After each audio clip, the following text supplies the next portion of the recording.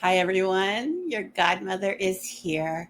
I have been thinking about and writing about cults a lot lately. I guess you could say that The Solstice, which was released very recently, has a culty vibe. There's definitely cult actions going on in it. And then I have another novella coming out soon, but I can't disclose too much yet. It's sort of still in the secret area, but very soon I'll be able to talk about it. And this novella is full on cult action. So stay tuned for that. My number 10 is my nostalgia pick, not because of when it was made, but because of the setting. And that is House of the Devil from 2009, directed by Ty West and starring Jocelyn Donahue and Greta Gerwig. This film is super committed to that 80s vibe. I mean, even the font on the title and the names and things is so 80s. The clothes are 80s. The payphone booths are 80s. And it also has that really 80s full on satanic panic. It tells us in the beginning that this is based on true events. And your godmother loves babysitter stories because I was a babysitter for many years. And I can attest to how creepy it is to find yourself in a strange house where you don't know those noises that the house makes. You're it can be very unsettling. But your godmother never snooped around in said strange houses, nor did she do lengthy dance numbers up and down flights of stairs and through a variety of rooms while waiting for the pizza that she ordered. But anyway, I still enjoy this film. There's a lot of old school sentiment to the filming style. It just feels nostalgic while you're watching it. And it's nostalgic in the way that it establishes suspense. It is a slog in the beginning, and I found myself getting distracted by little details. Like I was like, did we have car alarms in 1983? Did we have? I sort of was trying to find the anachronisms in the film, but this is a film I really wasn't in love with the plot. It's more style than substance, but it's so trippy. If this makes any sense to you, then you probably grew up around the same time that the godmother did. But it reminded me of an episode of Chips, the way it looked and the way it was filmed, or maybe an after school special or something. But it's on my list because I love all things 80s, and even though this was made in the aughts, it gave me the 80s shivers. Number 9 is The Void from 2016, which is a Canadian Lovecraftian horror story directed by Stephen Kostansky and Jeremy Gillespie, sorry, Jeremy, and starring Aaron Poole and Kenneth Welsh. This movie begins with a bang. You see this violent happenings in this house. This severely injured man is stumbling out, and in his stumble and trying to run away and save himself, he runs directly in contact with a police cruiser, and the policeman takes him to a hospital, and this is where everything unfolds. As you know, the godmother loves those microcosm of society films where we have all these people kind of shoved together, your normal people shoved together during unnormal circumstances. And this certainly is that. We have our hospital staff, we have our patients, we have police, and then we also have we have creatures. It's a creature feature too. This movie has a lot of crazy special effects that are sort of done in the dark, which I would always recommend. That's always a smart move. The vibe is Lovecraft meets Hellraiser, and don't come at me that Barker was inspired by Lovecraft. Barker stands alone. Barker stands alone. That's a hill I will die on. I'm not going to apologize for the fact that I love 80s horror. We have like these two 80s kind of vibes back to back. Now, this one This one does not have that full on, hey, this is the 80s approach, but there's an 80s vibe to it. If you know, you know, you just get that feel from it. Those who lived through it with me, you know why I love it. You know that special chill it gives you. Um, this movie is cult with a capital C. It's crazy and kooky, so strap yourself in to watch this one.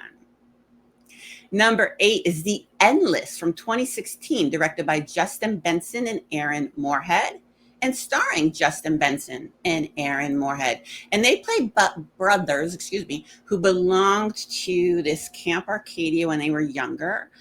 Now they are adults. It's been 10 years since they have been there, but they remember it very, very differently. The one brother has, is like, "Ooh, I want nothing. I don't even want to remember it. I want nothing to do with that place. Like, please get that out of my mind." The other brother is very nostalgic for it. In the beginning of the film, they receive a video that's strange and perplexing. So the nostalgic brother is like, "Hey, let's go back. Let's see what's going on. Like, maybe this video was a call for help or whatever." So reluctantly, the other brother agrees, and things just escalate from there.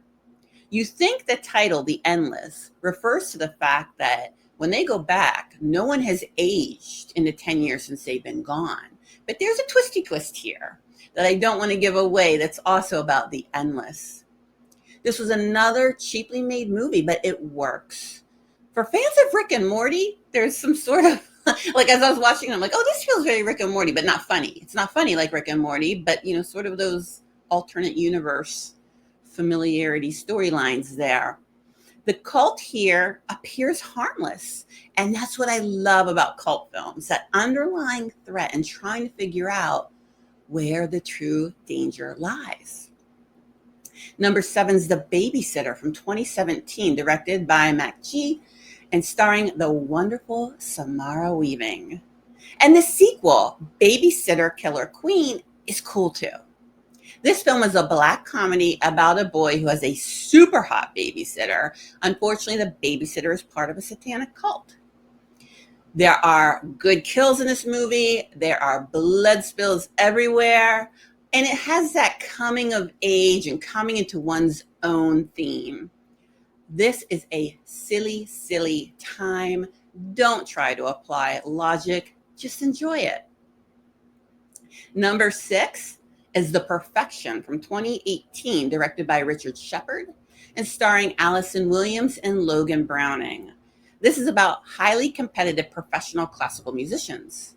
There is sabotage, sex, and mystery. Sorry, I wanted alliteration, but I'm really tired. I couldn't think of another S word. But things aren't as they seem in this film. Like you think, oh, this person's good. Oh, no, they're not. Oh, wait a minute. Yeah, maybe they are. Wait, that person's bad. Oh, maybe they're not the bad guy. There's just a lot of that kind of twisting and turning through the characters. So it really is a psychological thriller, but it has really good body horror. It has a crazy fever dream of an ending. The film's it's bananas. So go along for the ride. And just like with The Babysitter, try not to look for too much logic. Now, number 5 is my controversial pick. It is The Children of the Corn from 1984, directed by Fritz Kirsch and starring Peter Horton and Linda Hamilton. I love this movie. So come at me. I love it. I'm not going to apologize. I love it.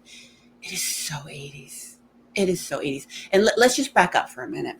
So I grew up amongst cornfields. This movie's so familiar to me. I played in them. I ran around in them. I got in trouble in them.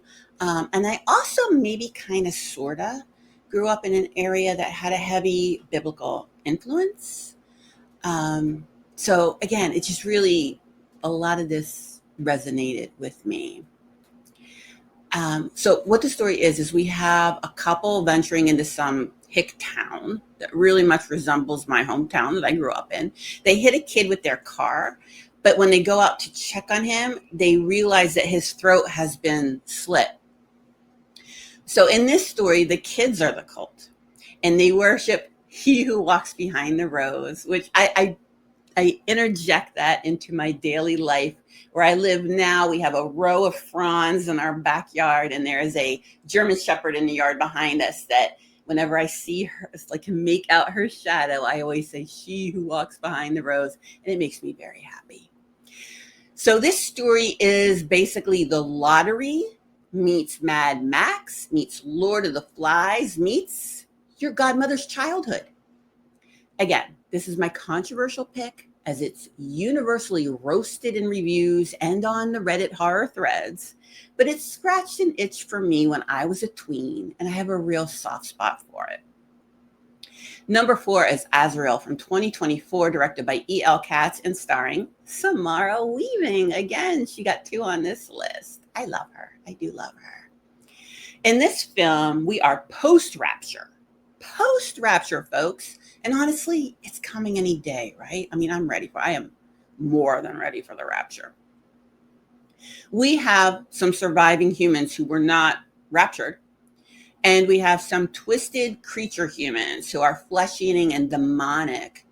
No one speaks in this film. There is no dialogue with the exception of one man with like a sentence or two. And also he turns on a radio at one point. And it was really, I found this to be well executed. I did not feel that this was trite at all. There's a pregnant woman in the film who is baking something in her womb. I have a theory about the ending of this film, which I am happy to discuss in the comments or message me, because I don't want to ruin it for anyone who's not seen this movie. Samara Weaving kicks ass in this film as this kind of like a final girl. And honestly, as much as I love Samara Weaving, it took me a beat to recognize her when she first appeared on screen. I was like, she looks really familiar. And then I realized, oh, that's her. I basically kind of watch anything she's in, but I really did enjoy this film. It's a unique take on the cult. And I really like the biblical allusions and the biblical foundations, but because the time setting is post-rapture, it was very inventive as well. Number 3, and actually my top 3 are all strong contenders, and they could be swapping places on any given day. I love them all. So it's just really based on my mood.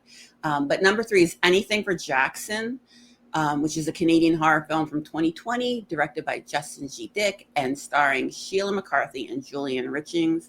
Jackson is a young boy who died in a car accident, and his grandparents kidnap a pregnant young woman to provide a reverse exorcism satanic ritual to bring Jackson back via her womb.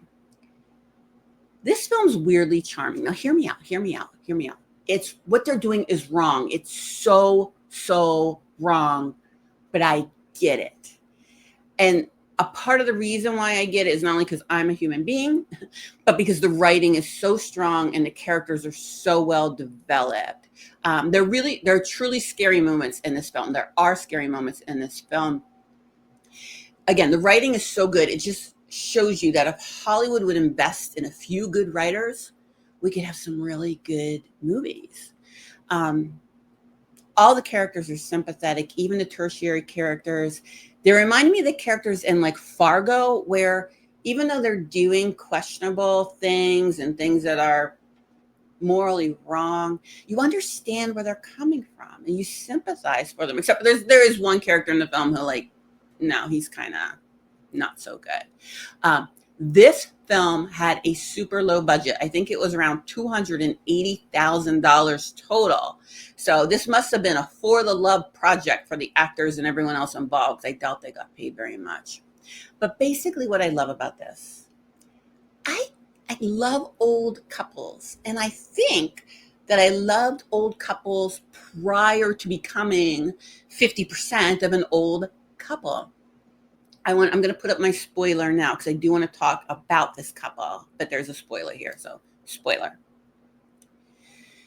So Jackson died in a car accident and his mother survived the accident, but then died later. It's implied that she sort of unalived herself. The grandmother was the one driving, and the grandfather knows this. And he could have resented her. His daughter and his grandson are now dead, and she was the driver. But instead, he sold his soul for her. So, husbands of the world, if you cannot do that, if you cannot join your wife in the depths of despair and desperation where she is now, then don't bother. It just really struck a chord with me. Number two, and again, 2 and 1, like I go back and forth. They're both remarkable. Number two is The Invitation from 2015, which was directed by Karen Kusama, who I love. What a wonderful, wonderful director. I love her films. And starring Logan Marshall Green and Tammy Blanchard. In this story, a man and his girlfriend are going to a dinner party hosted by his ex-wife and her new husband. And if that's not awkward enough, there's some shared grief between them, and trigger warning, there are memories of a suicide attempt discussed. The awkwardness is the point of this film and the driving tension. Just picture a dinner party at an affluent home where there's this history amongst the guests, but then there's also these new suspicious people. And because of that history, the suspicion is batted down quickly. It's like, well, it must just be me. Like, I feel so weird being here that I'm interpreting everything as being weird. If you can understand that. And I can. I've been in that situation where I'm like, is this me? Is it because I'm uncomfortable that I'm seeing everything else being kind? And you're kind of like ignoring what you're seeing before your own eyes. The ex-wife and her new husband met at grief support, which turned them on to a cult that's called The Invitation. And the cult is meant to help free people from pain. And, there are ways to be free from pain. You can guess where this is going as you're watching it, but it is so tense and it is so tight, and the acting is gripping. The final shot of this film is a masterclass in saying so much with just visuals, just a shot. This is worth a rewatch, as you may have missed things the first time through. And then my number one film is Midsummer. And that's because Hereditary was atop of another list, but that's another amazing cult film, both directed by Ari Aster. This one was 2019, and it stars the amazing Florence Pugh. And I saw on a subreddit that some of you folks are saying Florence is not a good actress. And to you, I would like to say, you're wrong. You're wrong. She's acting her butt off in this film, especially that grief scene in the third act. Amazing. Midsummer is a folk horror film reminiscent of Wicker Man, which I know is not on this list. Come at me. It opens with an excruciating, traumatic scene. I'm not going to go into details here because of triggers, but just know that our main character, Danny, is carrying a lot just straight out of the chamber, like right, boom, from the get-go of this film. It's just heavy. This movie is about wrestling with grief and darkness and emotional isolation, and I appreciate the way it tackles these themes. Danny goes on a trip, and she kind of like invites herself a bit. It's a little awkward. The trip was, she's got this bro dude boyfriend who I'm not putting 100% of the blame on him, but he's a douche.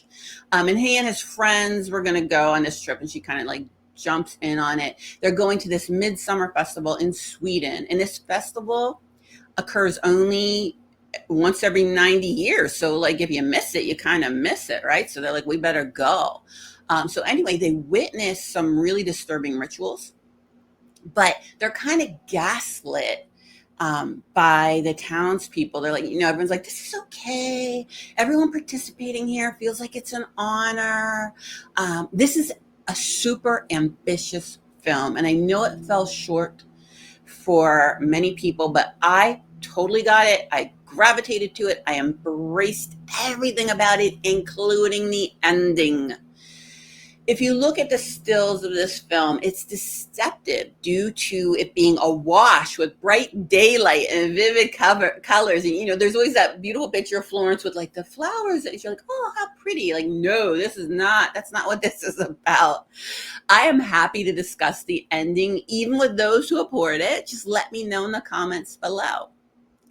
Thank you for hanging out with me. Next month will be horror films that are so bad, they're good. So if you don't want to miss that, click the subscribe button below.